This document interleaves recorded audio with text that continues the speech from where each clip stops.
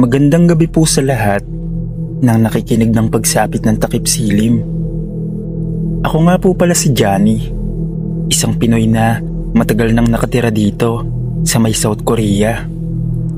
7 taon na rin akong nandito at halos sanay na ako sa lamig at sa tahimik na buhay dito sa probinsya. Noong una, sa city ako nakatira, malapit sa factory kung saan ako nagtatrabaho. Pero nung nakaipon ako, nagpasya akong lumipat sa isang maliit na bayan sa may gilid ng bundok. Mas mura ang renta, mas sariwa ang hangin.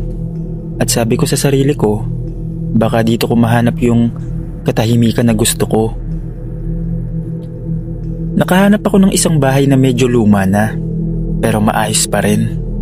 Ang sabi ng may-ari, dati raw itong pag-aari ng isang matandang mag-asawa na parehong pumanaw, ilang taon na ang nakalipas. Dahil mababa ang renta at maganda ang lokasyon, hindi na ako nagdalawang isip.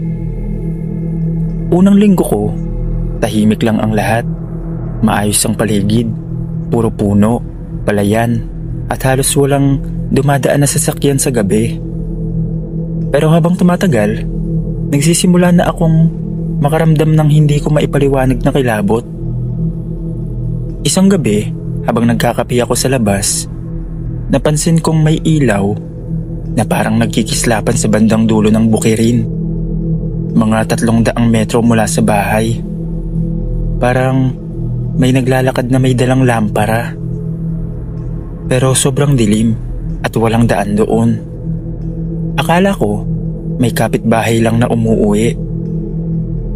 Pagbalik ko sa loob, nagsimula namang umingay yung sahig sa sala. Parang may mabigat na hakbang. Pinatay ko agad ang TV para marinig ng mabuti. At doon ko narinig yung parang tunog ng paa na dumadaan sa may hagdanan. Kinabahan ako. Wala naman akong bisita. Ako lang mag-isa sa bahay. Dahan-dahan akong tumayo. Kinuha ko yung maliit kong flashlight at tinapat ko sa hagdan. Wala. Pero habang nakatutok yung ilaw, biglang parang may aninong mabilis na dumaan sa itaas. Parang tao. Napaatras ako sa sobrang kaba, pero nilakasan ko pa rin ang loob ko at umakyat.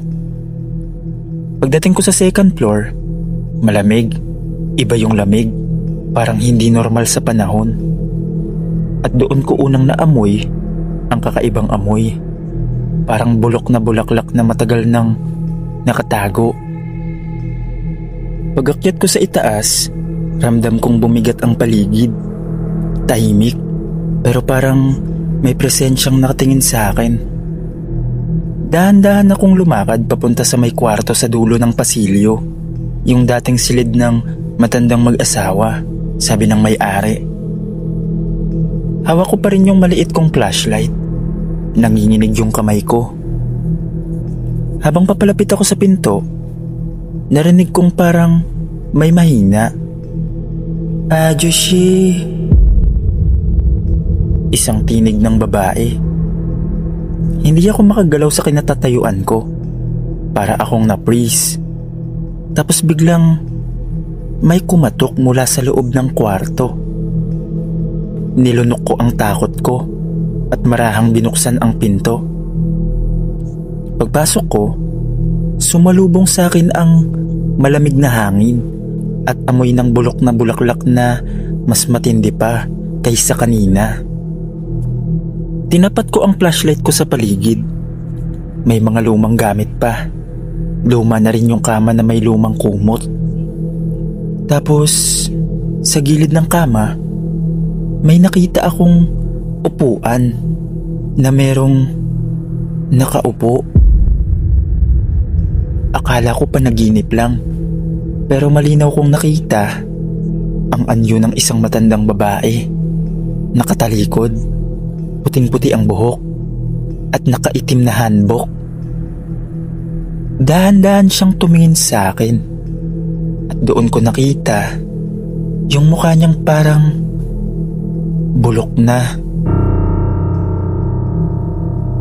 Nangingitim ang paligid ng mata at may luha ng dugo sa pisngi. Napaatras ako at muntik nang madulas sa sahig. Pero bago ako makatakbo, bigla siyang sumigaw ng sobrang lakas.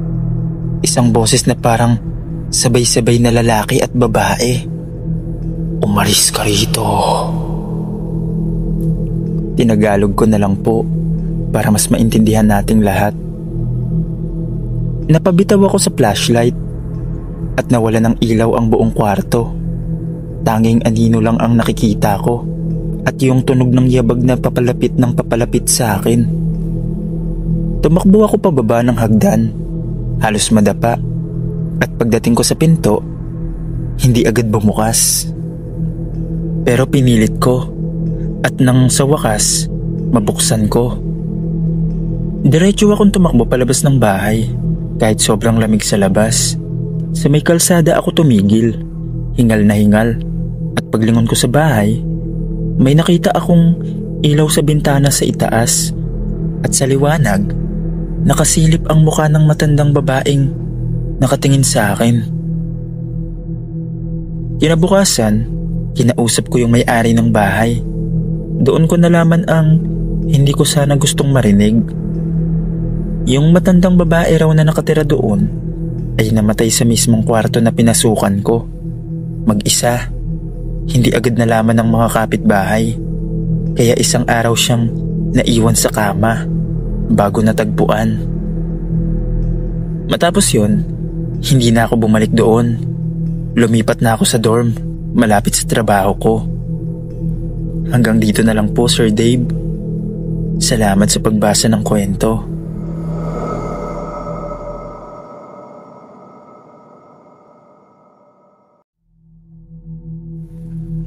Ako nga pala si Lance, isang estudyanteng Pinoy na nag-aaral dito sa Korea. Nag-aaral ako sa isang university sa Gyeonggi-do at nakatira ako sa dorm kasama ng iba pang international students. Pero itong ikukwento ko, nangyari to nung second year ko, noong nagpasya kaming mag-explore ng isang abandonadong bahay sa may dulo ng nayon. Ayon sa mga lokal, yung bahay daw na yun ay isang dating pag-aari ng isang Koreano na misteryosong nawala. Mga 10 taon na ang nakalipas. Wala raw nagtatagal na tumira doon. Yung iba, sinasabing may naririnig silang boses sa loob at minsan may nakikita raw na ilaw sa bintana kahit matagal nang walang kuryente. Hindi ako naniniwala noon. Tipikal na kwento lang siguro, pangtakot sa mga bata. Pero isang gabi ng Sabado, naisip namin ng mga kaibigan kong Pinoy at isang Indonesian na estudyante na i-check mismo yung bahay. Wala lang, thrill lang daw, pang content. Madilim na nung dumating kami. Maliit lang yung daan papunta roon, puro puno at walang street light. Ang tanging ilaw lang namin ay yung flashlight ng cellphone. Paglapit pa lang, ramdam ko na yung kakaibang lamig. Hindi yung normal na lamig ng panahon. Ibang klase, parang may hangin na dumadaan sa balat mo pero hindi mo nararamdaman sa paligid. Yung bahay, 2 palapag, may sirang bubong at may mga lumang bintanang halos natatakpan na ng alikabok. May nakasabit pa sa gate na lumang karatula na may nakasulat sa Korean. Pero tatagalugin ko na lang po. Bawal pumasok. Pero syempre, pasaway kami. Pagpasok namin sa loob, naamoy agad namin yung amoy ng lumang kahoy, amag at parang may halong bulok na bulaklak. Sa sala, may mga nakabaliktad na upuan at basag na salamin. Habang iniilawan namin yung paligid, may mga lumang litrato sa dingding, pamilyang mga nakangiti, pero halos nabura na yung mga muka sa sobrang kalumaan. Habang naglalakad kami sa may hagdan, biglang may kumalansing na parang lata sa itaas. Napatingala kami. Sabay nagtanungan. Narinig niyo yun? Isa sa amin, si Arman, nagbiro. Baka pusa lang yan o raccoon. Pero nung umakyat kami, iba na ang pakiramdam. Ang sahig, umuuga sa bawat hakbang namin. Sa dulo ng hallway, may pinto na bahagyang nakabukas. Nilapitan ko at binuksan ng konti. At doon ako napatigil. May laruan sa sahig. Isang maliit na manikang Koreana. Pero putol ang ulo. Sa tabi nito, may bakas ng mga maliliit na paa sa may alikabok, paakyat sa dingding. Biglang tumunog ang piano sa baba, isang mahinang tugtog ng lumang lalabay. Lahat kami napatingin sa isa't isa, tapos halos sabay-sabay kaming tumakbo pababa. Pagdating namin sa sala, tumigil yung tugtog. Pero doon namin nakita sa lumang piano, may nakaupo. Isang batang babae na nakaputing hanbok, mahaba ang buhok at nakatalikod. Excuse me? Hello? Dahan-dahan siyang tumingin sa amin. Sobrang putla ng balat niya. Nangingitim ang ilalim ng mata. At sa bawat paghinga niya, parang may usok na lumalabas. Tapos ngumiti siya. Pero mali.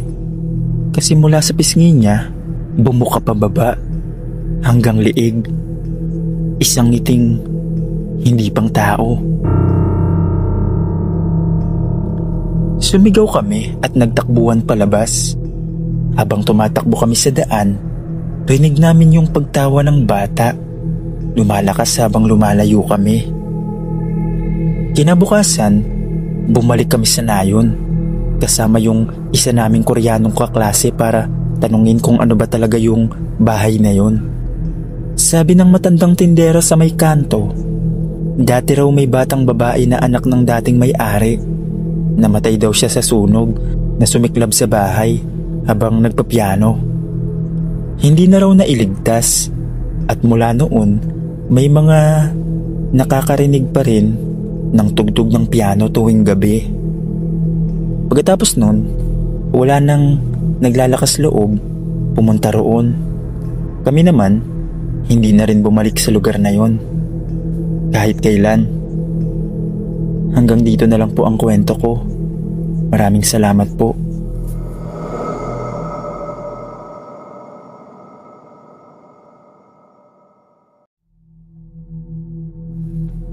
Mapagpalang araw sa inyong lahat. Ako nga po pala si Nestor, isang Pinoy na nagtatrabaho dito sa Korea bilang seasonal worker. Isa ako sa mga napadala sa isang strawberry farm dito sa isang probinsya sa Gyeongbok. Simple lang naman ang trabaho namin. Magdilig, mag-ani, maglinis ng greenhouse, at magbuhat ng mga tray ng prutas. Pero may isa akong karanasan dito na hanggang ngayon, hindi ko pa rin malilimutan. Nasa gitna kasi ng bundok yung farm namin at medyo liblib ang lugar. Kapag gabi, halos wala kang maririnig kundi mga kuliglig. At minsan, ang ihip ng malamig na hangin na dumadaan sa mga plastik na bubong ng greenhouse. Pero ayon sa mga matatandang Koreano roon, dati raw, bago pa maging farm ang lupa, may lumang dambana sa gitna ng lupang tinaniman. Isang altar daw para sa mga bantay ng lupa. Hindi ko yun pinansin noong una, pero isang gabi, habang nag-overtime kami para matapos ang pag-aayos ng mga tanim bago dumating ang frost season, doon nagsimula ang kakaiba. Habang nagbubuhat ako ng mga tray ng mga bagong tanim ng strawberry seedlings, napansin kong parang may usok sa may dulo ng greenhouse. Parang hamog, pero kakaiba kasi paikot-ikot lang sa isang bahagi. Nilapitan ko. Akala ko baka may nasusunog o may leak sa makina. Pero habang papalapit ako, biglang tumigil yung mga ilaw sa loob ng greenhouse. Sabay may umihip na sobrang lamig na hangin. Kinilabutan ako kasi narinig kong may mahinang tawa na parang babae. Malayo pero malinaw. Hindi ko na lang pinansin. Baka guni-guni lang, dala ng pagod. Pero nung naglakad na ako pabalik, napansin kong basang-basa ang lupa sa paligid ng usok kahit walang tubig o ulan. Kinagabihan, sa barracks namin, napag-usapan ng ibang mga Pinoy na minsan daw may nakikita silang babaeng nakaputi sa may gitna ng taniman kapag madaling araw. Akala nila nung una, multo lang. Pero sabi ng isang Koreano naming katrabaho, hindi raw multo yun. Isa yung Sanshin Halmoni o matandang espiritu ng bundok na nagbabantay sa lupa. At kapag may dayuhan na hindi marunong magbigay galang, pinaglalaroan daw o tinatakot.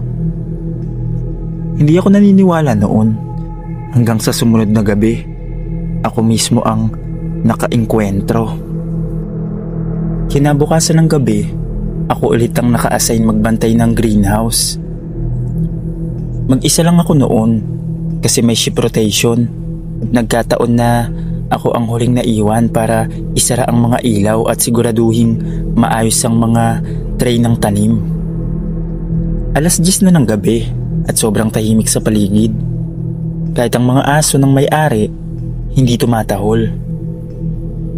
Habang nag-i-inspeksyon ako sa bandang gitna ng taniman, napansin kong may isang bahagi ng mga strawberry plants na parang nalanta bigla. Nilapitan ko at napansin kong basa ang lupa, pero hindi tubig. Parang malamig na hamog na nagkukumpol sa isang bilog. Bigla akong kinabahan, tapos naramdaman kong parang may malamig na hangin na dumaan sa likod ko. Pero sarado lahat ng pinto ng greenhouse. Paglingon ko, wala ako nakita. Pero sa kabilang dulo ng taniman, may hugis babae na nakatayo. Mahaba ang buhok at suot ang lumang hanbok na kulay puti. Hindi siya gumagalaw, nakatingin lang sa akin. Hindi ko maaninag ang mukha kasi natatakpan ng buhok. Tinawag ko, "Sino yan?" Pero walang sagot. Dahan-dahan siyang lumapit. Hindi naglalakad. Lumulutang sa hangin.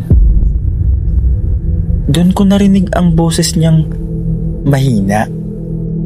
"Bakit niyo ginagalaw ang lupa ko?" Parang nanigas ang buong katawan ko. Hindi ako makasigaw.